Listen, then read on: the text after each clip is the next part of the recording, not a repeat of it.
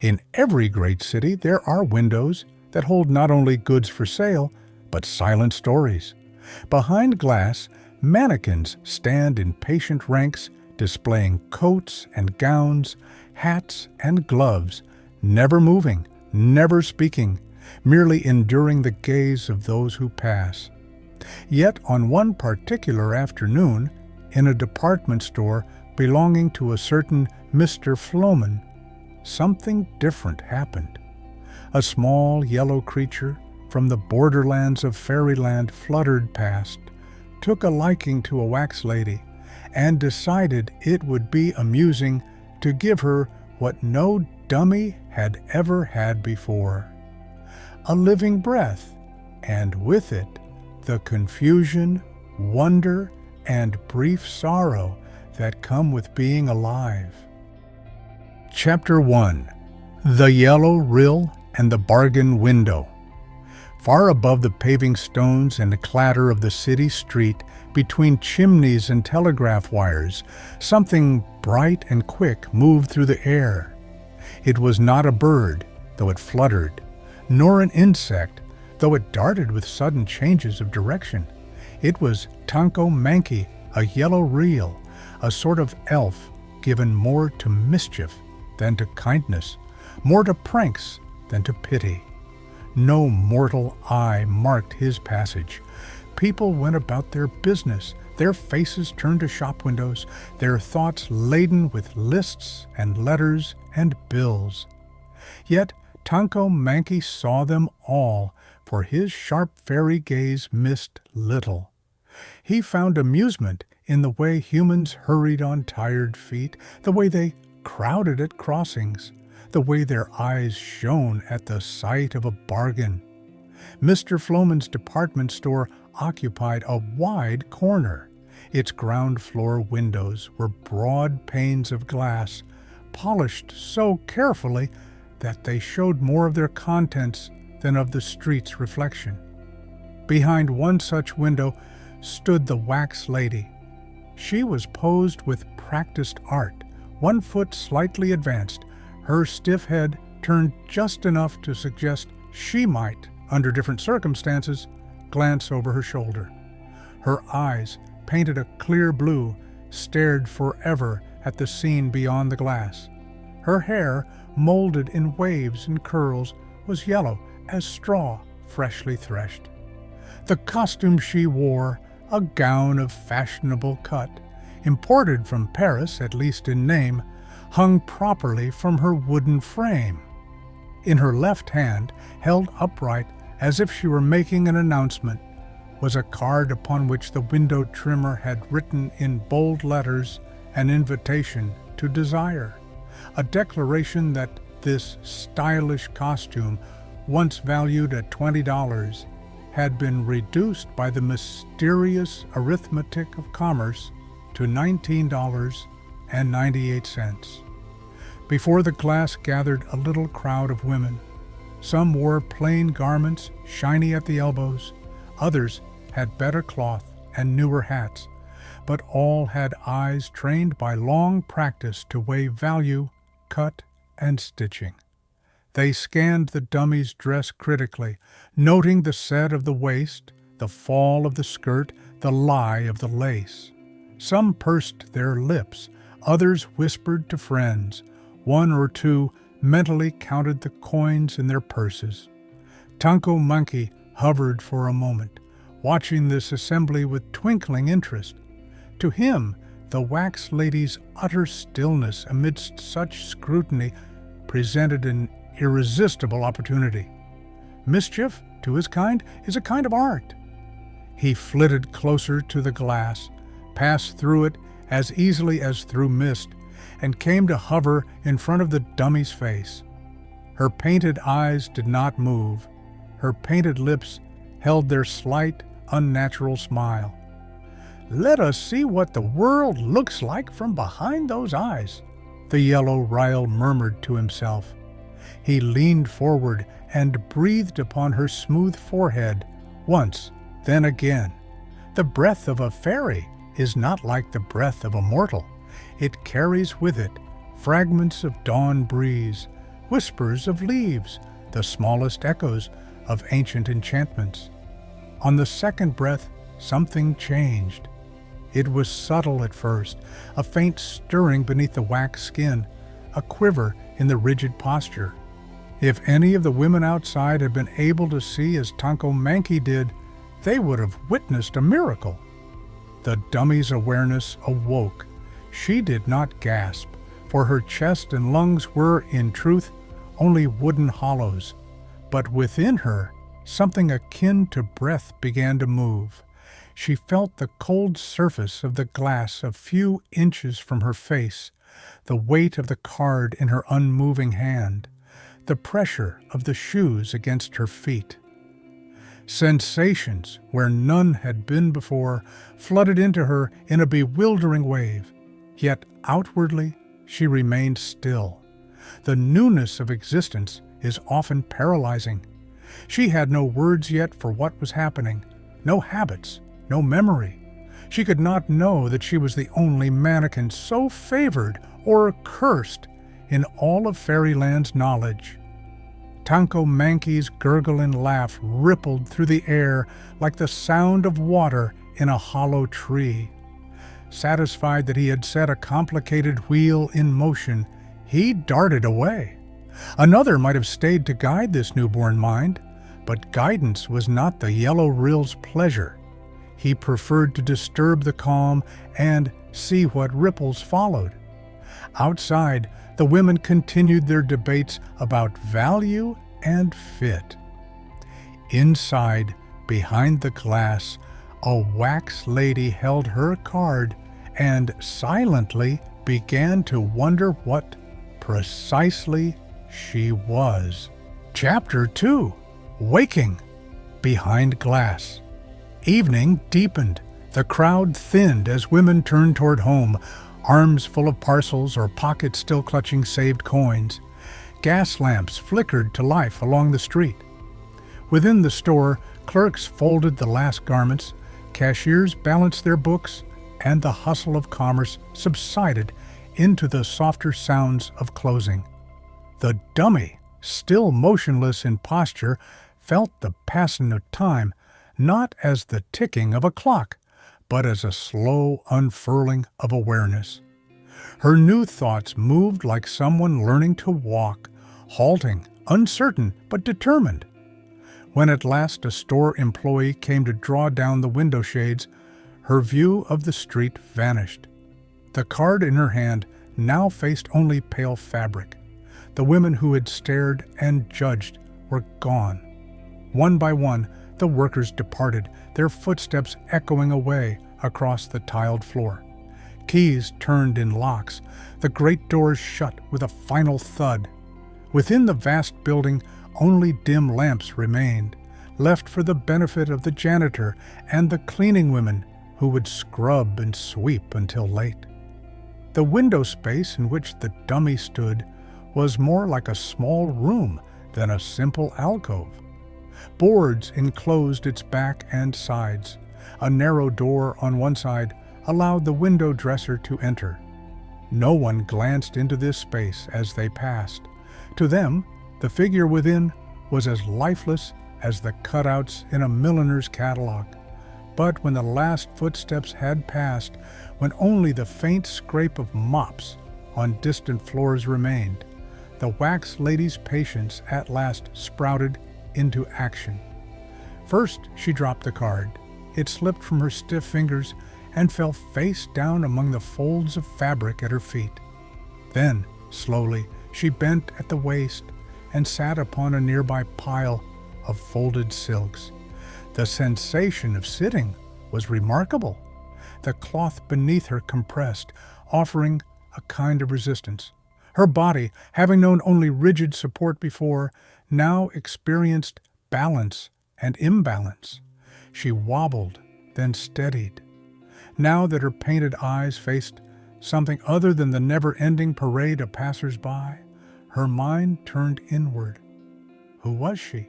She knew only what her senses told her. She had a body, arms encased in stiff cloth, a torso that did not rise and fall, legs that ended in shoes. She had hair that brushed her neck, a dress that rustled when she moved, a hat she could feel but not see. Where was she? She recalled only the street, a ribbon of stone with people flowing along it like water, lined by buildings with windows such as the one she had occupied. How had she come to be? Here her thoughts faltered entirely. There was no before, no childhood, no memory of a mother's hand. Existence began with the moment when noticing itself awoke inside her. For all her appearance of maturity, for her figure and dress were those of a grown woman, she was, in truth, not an hour old. She possessed no more history than a freshly lit candle. Yet even newborn minds can form decisions. One conclusion soon took shape. Whatever else she might be, she did not wish to stand forever behind glass, being looked at. She had felt, even in her brief experience, the weight of all those assessing eyes, pinching her in ways her wooden skin could not show. She would not, she decided, remain merely a thing to be stared at. If she was alive, she must join life. The night advanced. The cleaning women finished their tasks and left, the janitor after them. Silence settled upon the store like a blanket. Dim lights burned in far corners. At last, when the dummy felt certain that no one remained to see her, she rose from the pile of silks, smoothed her dress with clumsy hands, and slipped through the narrow door into the store proper. Chapter 3. First Steps Among Goods. The store, emptied of customers and clerks, had a different kind of presence. Without the noise of voices and footsteps, the long aisles of counters and display cases seemed almost like avenues in a strange city, populated not by people, but by objects awaiting hands. The wax lady moved slowly at first. Her joints were not built for walking, yet the magic that had animated her found ways of bending wood and wax. Her stride was stiff but stately, her arms swinging just enough to keep balance. The faint echo of her heels tapped against the floor with each step. She paused often, curiosity tugging her toward this or that arrangement of goods. Here were glass cases filled with jewelry, rings that sparkled, brooches set with colored stones, bracelets laid out in neat arcs. There stood tables piled with folded garments, each labeled with its price. In another corner, shelves rose high, holding boxes upon boxes whose contents she could only guess. Though she knew nothing of money or trade, she recognized certain items. Through the glass of her window, she had seen hats upon the heads of passing women, different shapes, different colors, perched at various angles. Now here, a whole forest of such hats grew, each resting upon a small stand beneath the glow of a lamp. She approached. Some hats were broad and flowered, others narrow and sober, some trimmed with feathers that curled like questions.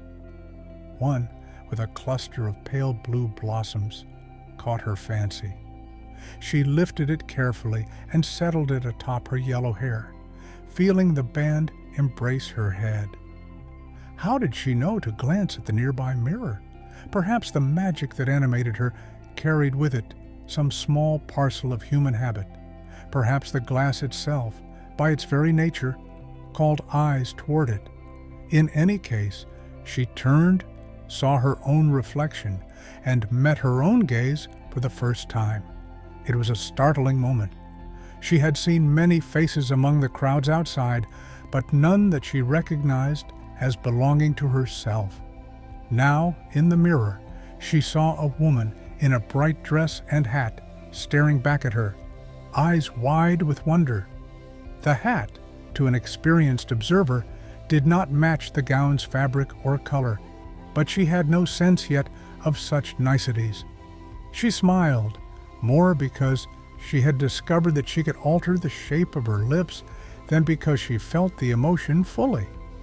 Further exploration brought her to the glove counter. Behind glass lay rows of gloves in different shades and sizes. Smooth kid skin, rougher fabric, long gloves reaching to the elbow, shorter ones for everyday use. She had seen women with their hands enclosed in such coverings. Her own wax fingers, bare and somewhat shiny, looked unfinished by comparison. She opened the case, imitating the way she had seen clerks do for customers, and selected a small pair of white gloves. Slipping them over her fingers proved more difficult than she expected. Her stiff joints did not bend easily. The gloves tore at the seams. Undaunted in the way of those who have not yet learned frustration, she tried another pair. It too split. Several attempts later, with bits of ruined leather scattered around her, she finally discovered a pair of pea-green gloves, slightly larger than the rest. With careful pressure, pulling and tugging, she managed to fit them over her hands. When she raised them to her face, turning them this way and that, she felt a small surge of satisfaction. Her hands now matched, in form if not in color, those she had envied through the window glass. At the rear of the store, she found parasols standing in a neat cluster, their handles upward like the stems of oddly colorful flowers. She did not know their purpose, but she had noted that some ladies carried slender objects held in a particular manner as they walked. Here, her mind reasoned, must be such things. She chose one with a bright pattern, pressed the button that opened its canopy by accident, then startled, shut it again. Applying the parasol to her arm in what seemed an elegant angle, she again sought her reflection in a mirror. The figure that met her gaze looked almost, to her eyes, like those who had once stood beyond the glass. She had a hat, gloves, a parasol, and a dress she knew, by the card she had held, to be imported. Surely, she thought, there was now no difference between her and any other woman. The thought filled her with shy pride. She went to the main doors, but they were locked. The glass panes reflected her new finery back at her, without allowing passage. She was not troubled. Patience, the slow endurance of things, clung to her from her long, unawakened state. She had all night, and whatever came after. If the door did not open now, perhaps it would later.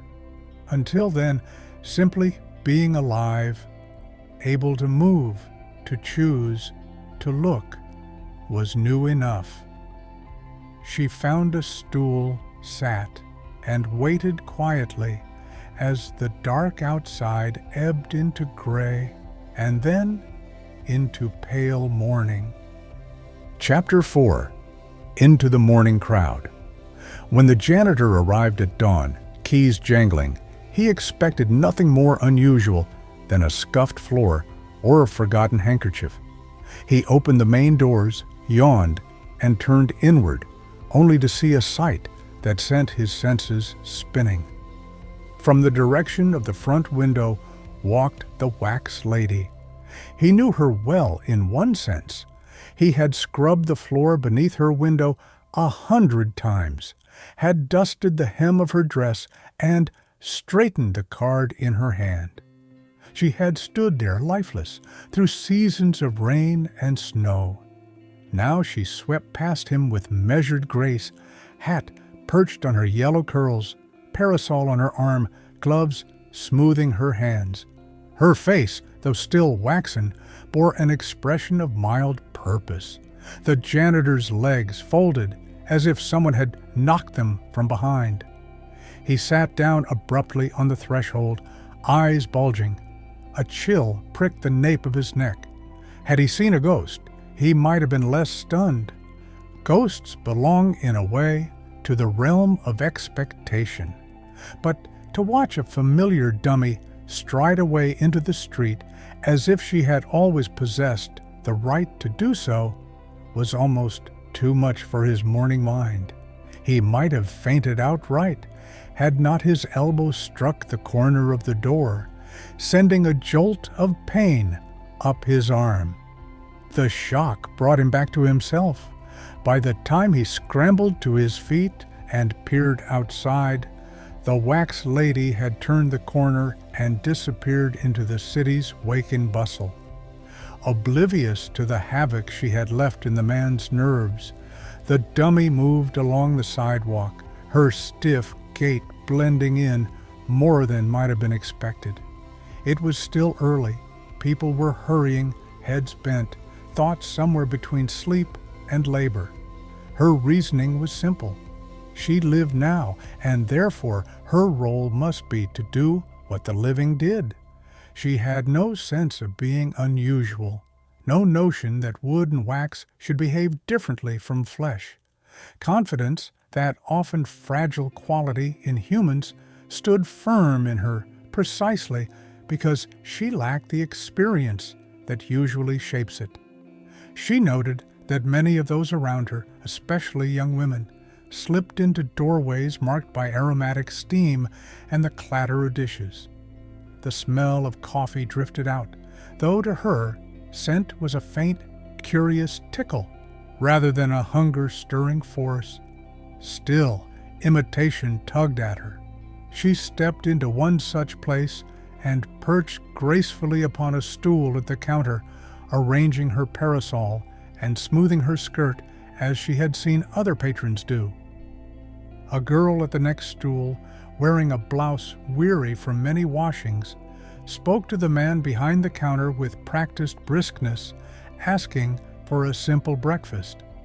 The wax lady, determined not to betray ignorance, repeated the order in the same words. Soon a cup of steaming liquid and a plate with rolls lay before her. She watched the girl raise the cup and sip. Accordingly, she lifted her own. The moment the hot coffee touched her wax lips, a sharp, burning pain sprang up, a new and unpleasant sensation. Instinct made her draw back, but not before some of the liquid slid past the stiff line of her mouth. Inside, where a human stomach and throat should have been, the coffee trickled into the hollow spaces of her wooden frame. Feeling followed its path in a slow, astonished wave. It seeped between slats and joinings, dribbled down to lodge somewhere near her waist, where it cooled in an uncomfortable puddle. Bewildered and offended by this betrayal, she set the cup down, glanced once in embarrassed confusion at the shopgirl, and slid from the stool. The waiter called after her, his mind on the unpaid bill, but the words 20 cents meant nothing to her. She left as she had entered, acting, from her own point of view, in ordinary fashion. Chapter 5. A Dummy Among Humans. Outside once more, she met the window dresser from Mr. Floman's. He had been summoned hastily by the rattled janitor, and now hurried toward the store, his head full of broken glass and vandals. Seeing the wax lady striding along in the morning light, dressed in the very costume he had so carefully arranged, he stopped short. Nearsighted and flustered, he did not at first question the possibility of what he saw. He knew that face, those fixed blue eyes, that gown. Habit moved his hand automatically. He lifted his hat in a half-respectful, half-bewildered greeting, as one might give to a person glimpsed out of context. The wax lady, whose intuitive sense of politeness had absorbed this gesture from the crowd, raised her hat in return. The man's face went white. Hat in hand, he turned and ran, his mind collapsing into a single conviction that the world had tipped sideways. A moment later, a kindly woman touched the dummy's sleeve. "Madam," she murmured, "forgive me, but there is a tag on the back of your dress." The wax lady knew of the tag. She had carried it herself for what felt like ages, though she had never seen it. "It once said $20, she replied matter-of-factly. "Now it proclaims a lesser number." The woman blinked at such calm acceptance of being labeled like merchandise and walked on, shaking her head. A cab stood near the curb, its driver scanning the street for possible fares. Seeing a well-dressed lady hesitate, he stepped forward and tipped his cap. "Cab, ma'am?" The dummy thought he was asking what she was made of. "Wax," she answered politely.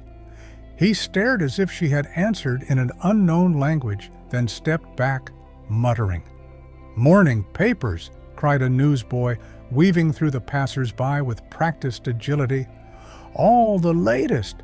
Chronicle, Inquirer, Republic, and Dispatch." He offered a paper toward her. "Are these mine?" she asked, puzzled. "Yours if you've got the pennies, lady. All the news, everything that's happening." She glanced at the dense speckling of print, the columns of letters marching like ants. "It looks muddled," she confessed. "I am not certain I can decipher it." The boy squinted at her. "Didn't you ever go to school?" "What is school?" she asked, genuinely curious. His mouth fell open. "You're the dumbest dummy I ever seen," he declared, and ran off in search of customers whose conversation gave him less headache.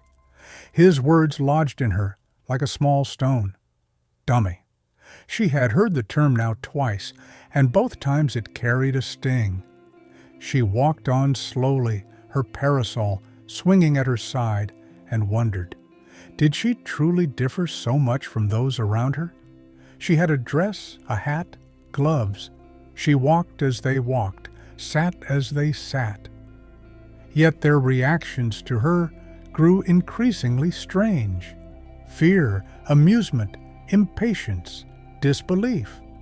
The sense of being out of step with the world began to take shape in her mind, like the first faint line of a wrinkle. Chapter 6. Collision with the Everyday. At the next corner, a streetcar clanged to a halt, doors opening to release a few weary riders and admit others.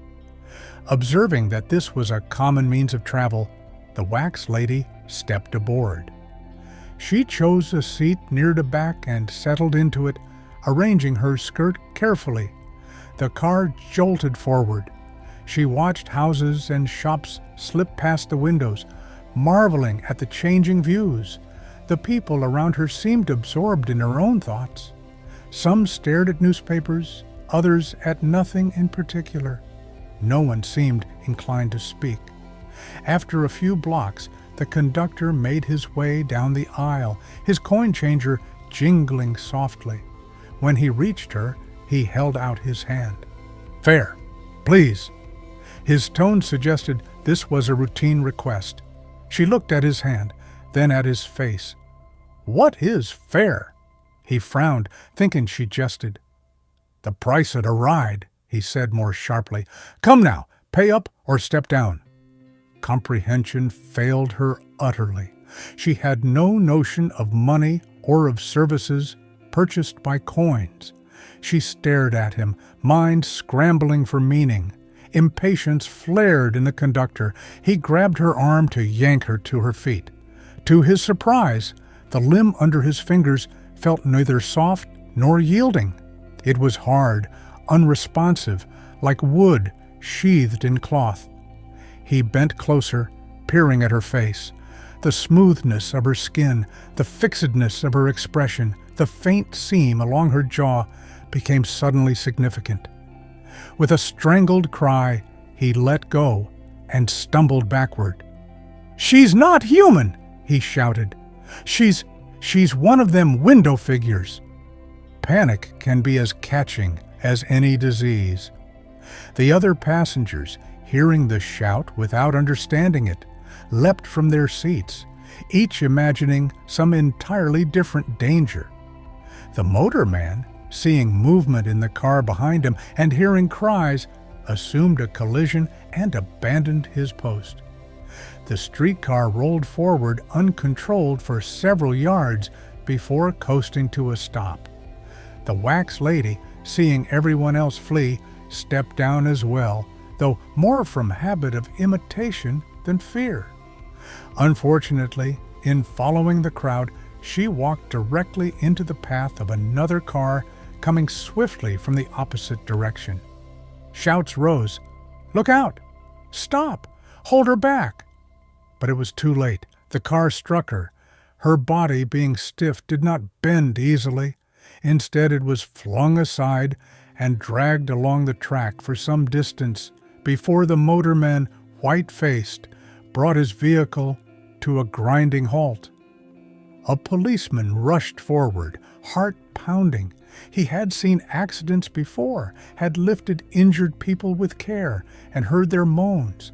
Now he bent over the lady in the crushed dress, expecting blood. What met his hand was wax and splintered wood. Her fine costume hung in tatters, streaked with dirt. One ear was sheared away entirely. The left side of her head had caved in, revealing a hollow interior. To his even greater horror, she opened her eyes, sat up with surprising speed, and calmly asked, "Where is my hat?" Someone had already retrieved the battered hat from the gutter. The policeman, hands shaking, offered it. You are dead, ma'am," he stammered, the words pushed out by reflex rather than certainty. "You have been killed." She paused, hat in hand. "What does that mean?" she asked. Sweat broke out along the policeman's brow. He was a practical man. His world had rules. This sight, the cracked head, the hollow interior, the animated movement, pressed against those rules like fingers against glass. "It means," he managed at last, "that you ought not to be talking." The crowd, drawn as crowds always are, circled around. Murmurs ran through it. A middle-aged man with keen eyes peered closely. "She's wax," he announced. "One of those dummies from shop windows." The word rolled through the crowd. Dummy. "Yet she speaks," someone whispered. "Can a dummy live?" asked a small bootblack, his face pale beneath its smudges. "Hush," said the policeman hoarsely. "Look at that head. If she were truly living, that would have ended her, and yet here she is." The logical mind had no place to put such a contradiction. When human reason meets enchantment, it often retreats into fear. After a hurried consultation with a second officer who had arrived on the scene, they decided to take her to the nearest police station. Perhaps, they thought, the chief would know what law, if any, applied to beings that seemed human but were not. They helped the damaged dummy into a patrol wagon. She went willingly, thinking perhaps this was another custom of the living. As they drove away, children chased the wagon for a block or two, shouting, their voices a confusing mix of excitement and dread. Chapter 7. Inspector Mug's Skepticism. The police station smelled of ink, pipe smoke, and an odd mixture of hope and despair that lingers in such places. At a desk in the main room sat Inspector Mug, a man whose patience with unusual stories had worn thin over years of dealing with very ordinary crimes. His breakfast had been meager and unsatisfying, which did nothing to soften his temper. Into this atmosphere burst the two policemen, their uniforms dusty, their eyes wide. They spoke over each other in their eagerness, describing a wax lady who walked and talked, a streetcar accident that left her head caved in, yet her voice perfectly functional. Inspector Mug listened for approximately half a minute before his bushy eyebrows drew together. "You have been seeing things," he snapped. "Either you have breath that smells of stronger spirits than coffee, or your wits have flown. Dummies do not live. They are made of wood and wax and nothing more. They protested, insisting he see for himself. Annoyed and disbelieving, he ordered them to lock this supposed marvel in a cell until he had time to deal with foolishness.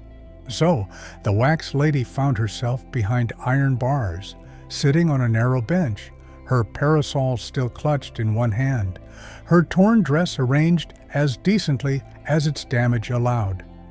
The cell felt to her no more confining than the window had once been. She did not yet understand the difference between being displayed and being imprisoned. While her guards argued with their superior, another man hurried into the station. Mr. Floman, the proprietor of the department store. His usually neat appearance was ruffled. His hair stood at odd angles, and his eyes flashed with agitation. "I demand assistance," he cried. "One of my window figures has escaped, with merchandise worth a good many dollars. A full costume, a hat, a parasol, gloves, all gone." Inspector Mugg stared at him. The morning seemed determined to test his composure. "Are you telling me that a wax dummy walked out carrying your goods?" "Ran out," Mr. Floman corrected. "My janitor saw her." "Why did he not stop her?" "He fainted," the storekeeper replied, as if this were explanation enough. "But that is not the point. My property has been stolen, and I insist upon its recovery." The inspector's irritation shifted into a kind of grim amusement. "The police pride themselves on many things, sir," he said, "but our experience in arresting mannequins is limited. As you have heard, my officers already claim to have apprehended such a fugitive. She is in cell 16. You may examine her and reclaim your dress and trimmings, if they are indeed yours. As for prosecution, find me a law that covers theft by figures of wax, and I will gladly enforce it." Eager now, Mr. Floman followed a policeman down the corridor to the row of cells. Chapter 8. The Dummy's Brief Spark. In the dim light of cell 16, the wax lady sat with her back against the wall, hands resting in her lap. The break in her head, visible from the left, had not healed, nor did it pain her exactly. It was more like a gap in her sense of self, a hollow ringing where something ought to have been. The events of the day, coffee burning her lips, strange words about money and fares, the impact of the streetcar, the rough hands lifting her, the iron bars, tumbled in her mind like items swept together in a corner. A question threaded through them all. What truly was she? A dummy, the boy had called her. The policeman, too. The word now seemed less an insult than a label, like the tag that had once proclaimed the price of her dress. If she was a dummy, perhaps she had always been such, even before thought stirred. Perhaps being alive was only a brief variation on her true state, a husk filled for a moment and then emptied. While she pondered, the air in front of the cell door trembled. Tanko-Mankie, drawn by the commotion his earlier breath had caused, slipped through the station walls like a sunbeam through curtains. His gurgling little laugh echoed faintly. He saw the dummy sitting there, dress torn, head damaged, parasol drooping. Some beings might have felt remorse. The Yellow Ryl felt only a renewal of amused curiosity. "Enough," he decided. "The play has had its time on the stage." He floated near her face. She did not see him. Enchantment had not granted her the sight of the unseen. With a small sigh, not of pity, but of the satisfaction that comes from finishing a trick, he breathed once upon her forehead. The spark inside her winked out. Awareness folded in upon itself and vanished. Her limbs, released from the animating force, relaxed into their natural stillness. Her head lolled to one side. She toppled gently onto the floor where she lay as any bit of wax and wood might lie, uncomplaining, unthinking, lifeless. A moment later, the door opened and Mr. Floman peered in. What he saw reassured his practical mind. There lay his dummy, battered but recognizable, clad in the very outfit he had advertised so ardently. He clucked his tongue at the damage to the dress and hat. "A waste," he muttered. "No one will pay full price for a costume so bedraggled. Still, the goods are recovered. That is something." Inspector Mugg, informed of the sight, leaned back in his chair with a smug expression. "As I said," he remarked loudly, "dummies are wood and wax and nothing more. My men let their imagination run away with them. A city is safe as long as there is one level head to keep foolishness in check." The policemen who had brought her in looked at each other, doubt still lingering in the corners of their minds. One of them, the first to have hauled her from beneath the streetcar, could not quite suppress a whisper. "Rules or no, I tell you that was a dummy who lived, if only for a short while." But the world, as worlds do, settled back into its usual shapes. The wax lady, returned to the store after repair, might stand again in some window, clothed anew, her painted eyes once more gazing without seeing. No one would suspect that, for a brief morning, she had walked the streets, tasted coffee, encountered fear and confusion, and wondered who she was. Closing reflection, life imitation, and the shape of a soul. The tale of the dummy that lived wanders at the edge between laughter and a softer, more thoughtful feeling. On one level, it is a story of mischief, a fairy's prank, a shopkeeper's grievance, policemen baffled, a city momentarily unsettled by the idea that wood might walk and wax might ask for its hat. It shows how quickly ordinary people tumble into panic when the familiar takes one step into strangeness. Yet beneath the comedy lies a quieter strand. For a span of hours, a being formed only to be looked at was granted the power to look back. A figure meant to display clothing learned, awkwardly and painfully, what it means to be a wearer rather than a mere stand. She tried to drink because others drank, to ride because others rode, to pay respect with a lifted hat because a chance passerby did so. In every action she imitated, she was trying to discover what being a person required. Her failure was not moral, it sprang from ignorance. No one taught her the weight of coins or the bargain of fares. No one explained that newspapers require letters to be learned and that school is the place where such learning begins. She was called a dummy for not knowing what no one had ever shown her. There is a hint, too, of the question that troubles many hearts. What truly makes a being alive? Is it flesh instead of wax, blood instead of sawdust? Or is it the presence of wondering, the capacity to ask, as she did, "Am I different?" and to be unsettled by the answer? Her life was brief, as some lives are, ended not by malice, but by the whim of the creature who had started it.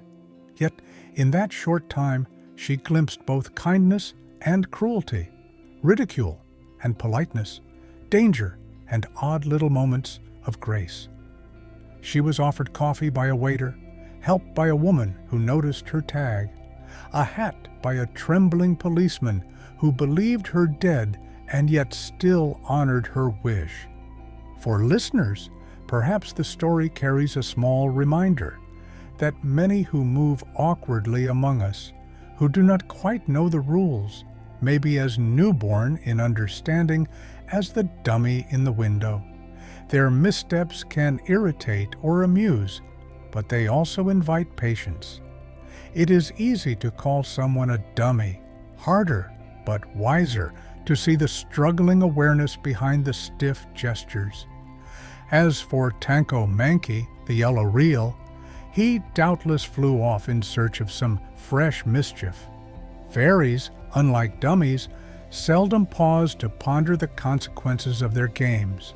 But somewhere in the memory of a single policeman, and perhaps in the subtle tremor a repaired mannequin gives when the store lights go out at night, the brief, strange mourning of the dummy that lived lingers on. A whisper that even things fashioned to be mere images may, under a certain breath, awaken and ask, if only once, what it means to be alive. For more stories that can help you relax, don't forget to like and subscribe.